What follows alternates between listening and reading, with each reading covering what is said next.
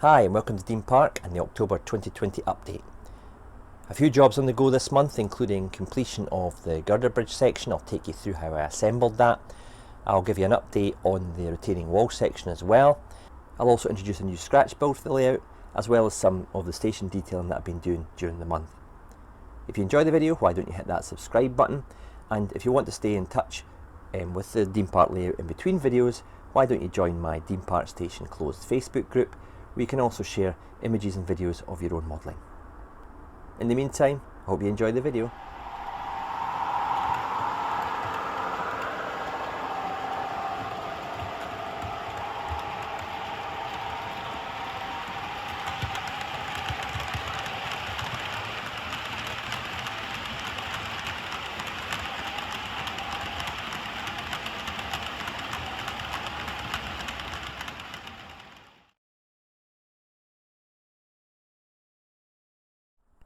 I'm now needing to glue these ledges onto the top of the walls. Now these have been made, as I said in the previous video, by 1.5 and 0.5 plasticard, and I've painted them in a lightened Humbrol 32, and I lightened it with some Humbrol 34, and once that had dried I went over it with different shades of the 32, 34 and 62 mix, just to give it a more varied appearance. These will be mostly hidden anyway. It's just really the ledges around the corners that I'll see once all the parapet walls and that are on, but I like to get the right effect.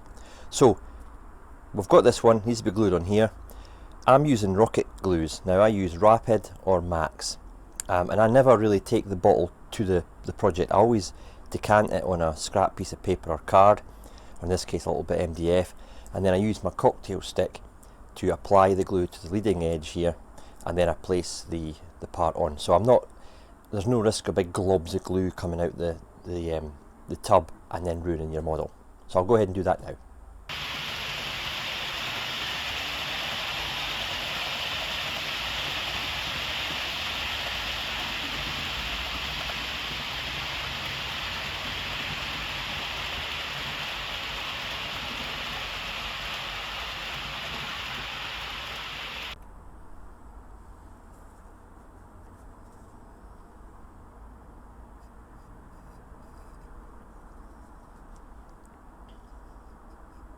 You'll notice also what I'm doing is I'm applying the glue on the kind of inner edge of the top, and not right to the edge where the brick is. So when obviously I press the plastic down, it oozes out to a certain degree, but it doesn't then ooze all over the brick. So I'm kind of gluing the right hand side of the plastic as you see it here. This glue is thin, it will run. Alternatively, you can use the Rocket Max, which is a thicker glue.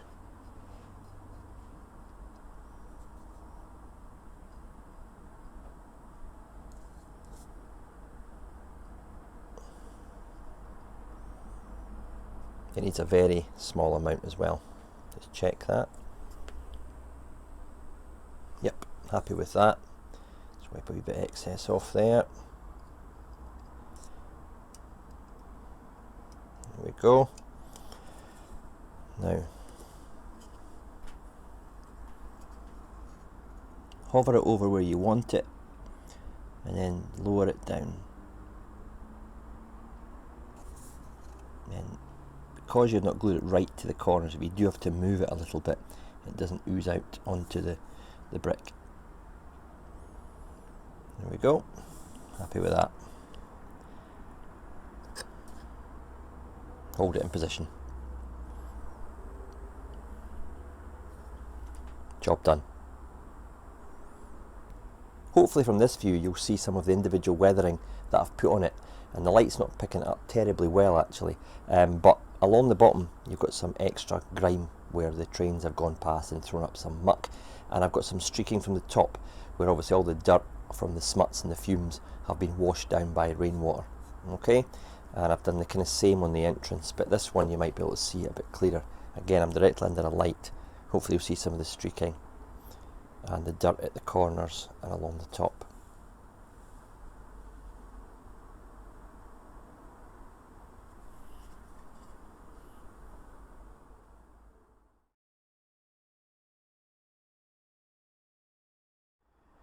Putting a project together is a critical phase. It's an important part.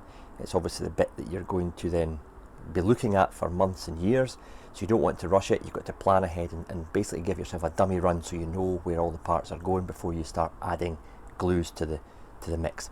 You'll see by the yellow masking tape that I've got at the bottom of the walls, I've obviously earmarked where they're all being positioned. I've also got a small spirit level that I use for making sure that obviously the walls are sitting completely vertical and flush, and I've got a wee engineer square there which I'll use against the walls to make sure that they're perpendicular to the actual baseboard. So I say don't rush this. I mean, I've spent a lot of hours on this project. You don't want to suddenly throw it on the baseboard, glue it down and then notice it's not quite right. Okay, so assembly is very important.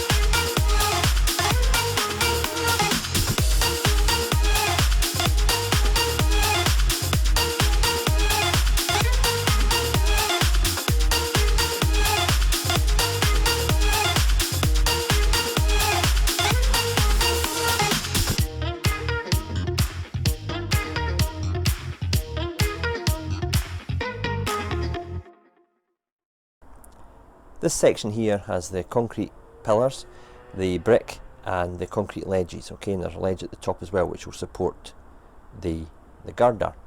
Now the top section isn't glued in place just now, and to get it in position, as you'll see in the next clip, I'll have to lower this to slide it in and then raise it up. Okay, so it's a bit of an engineering feat this. At the same time I've got to glue this base to the baseboard. I'll be lightly gluing it with some speed bond, which is a fast setting PVA.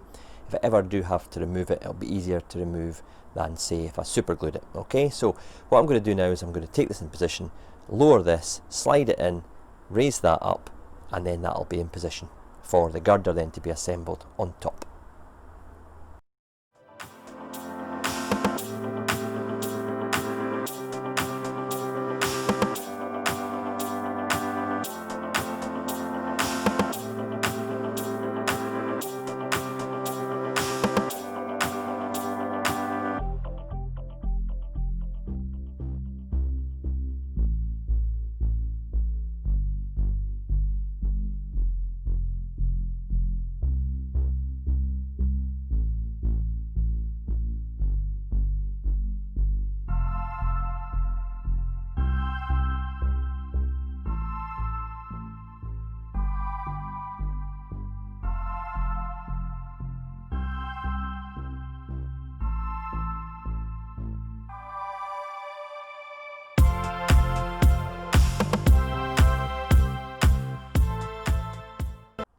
Well, after a bit of persuasion, the central column has gone in there and it's now fixed in position. I've laid the girder on top of the ledges, okay, and the rest nice and level on that one, and the right hand side one. What I'm going to do now is I'm going to remove the girder, put a spot of Rocket Rapid on the two end ones. I'm not going to fix the centerpiece to the girder there, and this is time critical. You've got to get it in position quick and hold it, okay, because obviously your Rocket Rapid starts to bond within 5 to 10 seconds. If you want longer bonding time, you might want to go for the Rocket Max, which is like 15 to 20 seconds, okay, but I'm going to use the thinner glue, which is the Rapid, and once I've got it in position, I'll be holding it down. Now you can see that the end of the girder is in line with the end of the walls there. These walls will then go on top and in front of them like so, and I'll do that in this next sequence as well.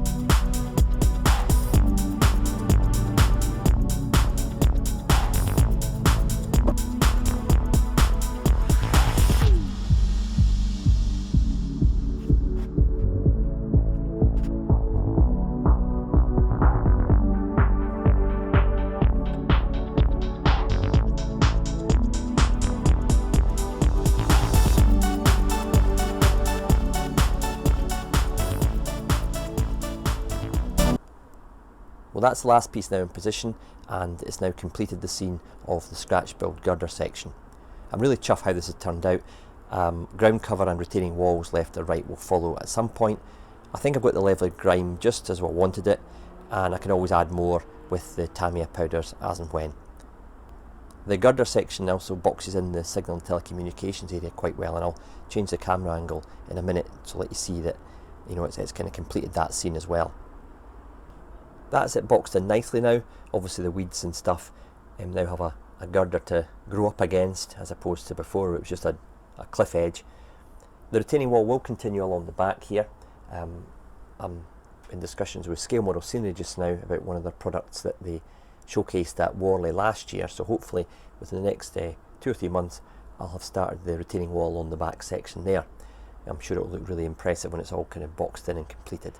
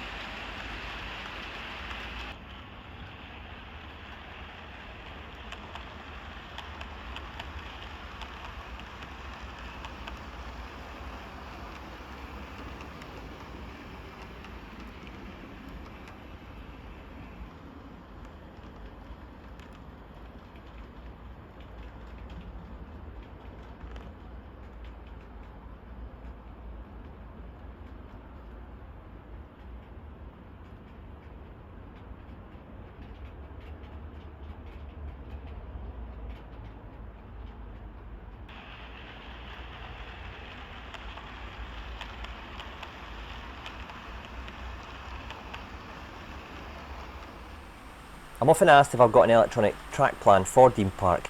The answer to that is usually no, because I did it all using Pico templates, sheets of backing paper and sketching. So I didn't really sit down in front of a computer and come up with this actual concept. However, luckily for me, Richard Hughes of St Michael's Hill, and his channel will be in the link at the end of the video, has kindly generated one for me. So if you want to head across to the Dean Park Station closed Facebook group, you'll be able to see an electronic track plan of Dean Park. So thanks again for that, Richard.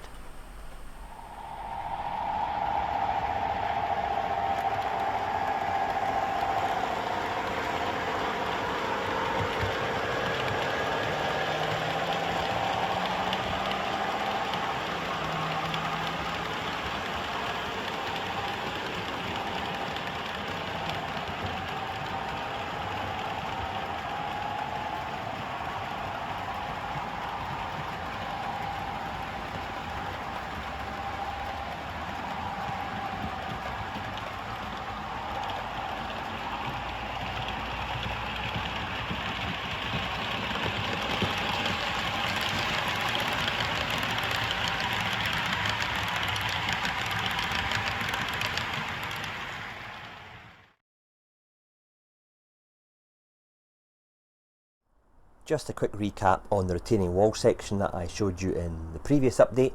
This has now been fully constructed and primed and painted, and I've just finished putting the mortar wash onto the brick and wiping it off to leave obviously the mortar in the actual brick course.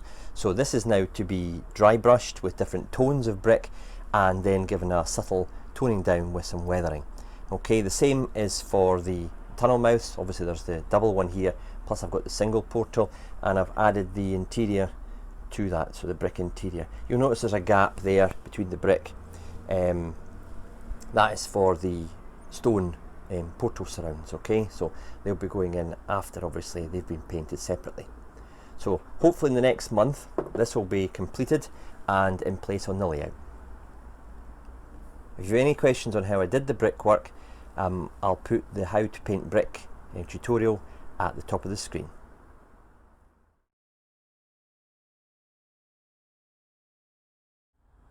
What you'll see here is some BR style luggage trolleys on the platforms, and some have been populated with some luggage.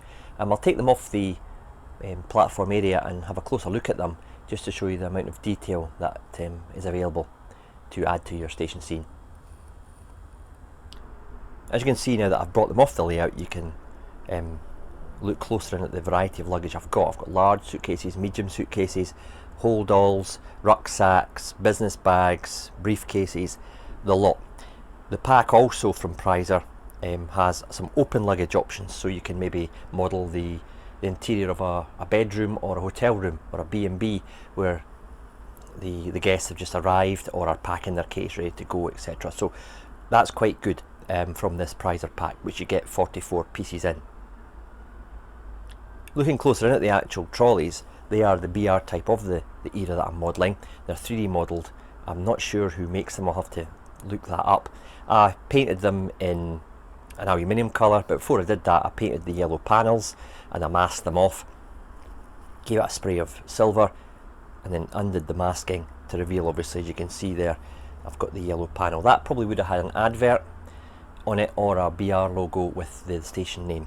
I'm not going down the route of actually getting a transfer small enough to put Dean Park on there, although I might get some BR water slide arrows and affix them at some point. The wheels don't turn on these, as somebody already asked me on my Facebook page. They are 3D printed, they're very fine, very small, and I have to say, excellent. So there you go, I've got the Prizer luggage with these 3D printed BR trolleys, a great addition to the station detail.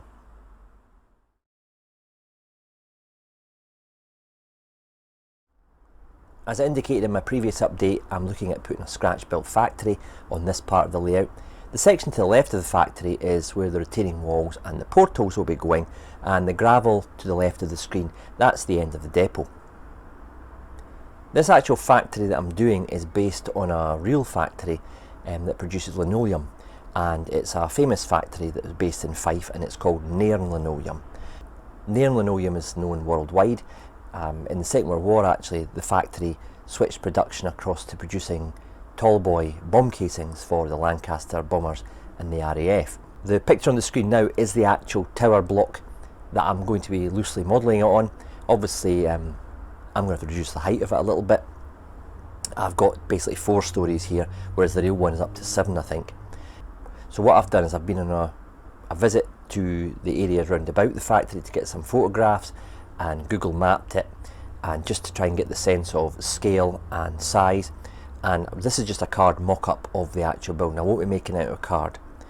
Okay, this is just 2mm and 1mm thick grey board, and I've just mocked up what I would like to kind of have as proportions. The building itself doesn't sit flat to the back scene. It is actually sticking out more at the left hand side and angling away to the right hand side. The 2 peaks warehouse at the right hand side, that's still very much a prototype. I'll be basing it on my warehouse that I did at the back of the depot. These kind of warehouses are now on the site of this factory as well, so it's not just a pointless add-on, it's part of the actual scene. From this angle you probably get a sense of scale of the building, especially when it's next to the Class 45. The building itself is around about 350mm high and just shy of 400mm long. The elevation on the end there facing us is 125, I think, millimeters out from the back scene, whereas the other end is only 80.